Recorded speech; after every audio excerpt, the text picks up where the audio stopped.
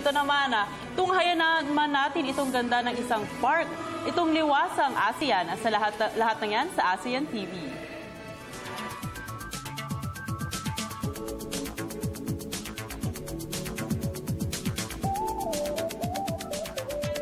Bilang paggunita sa 30th anniversary ng Association of Southeast Asian Nations o ASEAN noong 1997, pinangunahan ng Cultural Center of the Philippines o CCP ang pagpapatayo ng isang parke, ang liwasang It's a park where people can promenade, can sit down to rest. In the morning, it's used as some sports venue, yung mga nag-aerobics or nagja-jogging. Prominente sa liwasang ASEAN ang dalawang istruktura na dinisenyo ng dalawang tanyag na Filipino visual artists.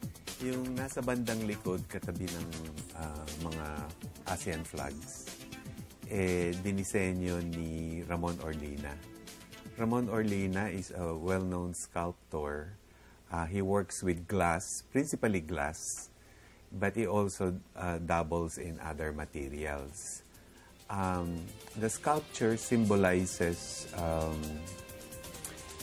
ASEAN unity, and because the figures there, the metal figures, are parang figurative presentations of doves.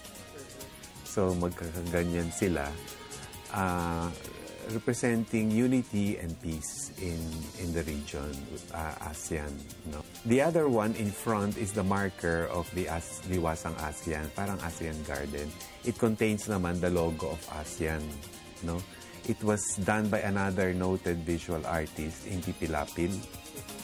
And we commissioned her to do the work and put the ASEAN logo there. It's made of stainless steel.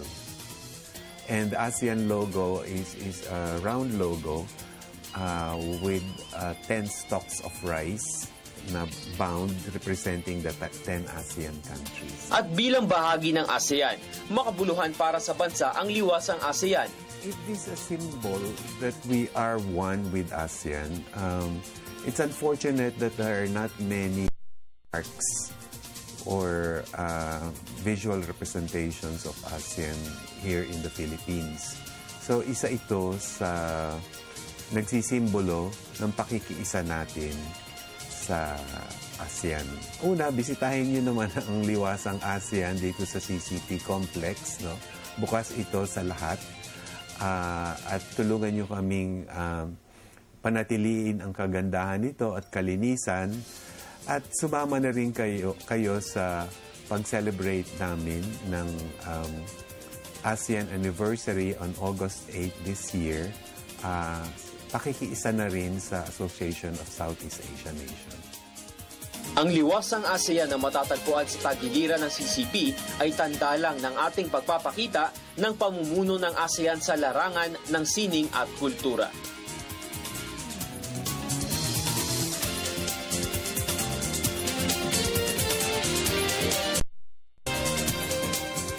Alright, Odi, mukhang napakagandang gawing or isama yung liwasang ASEAN Park no, sa mga educational field trip para sa mga bata rin, no, mas matutunan nila yung kahalagahan nitong unity sa ASEAN integration. Alright. Okay.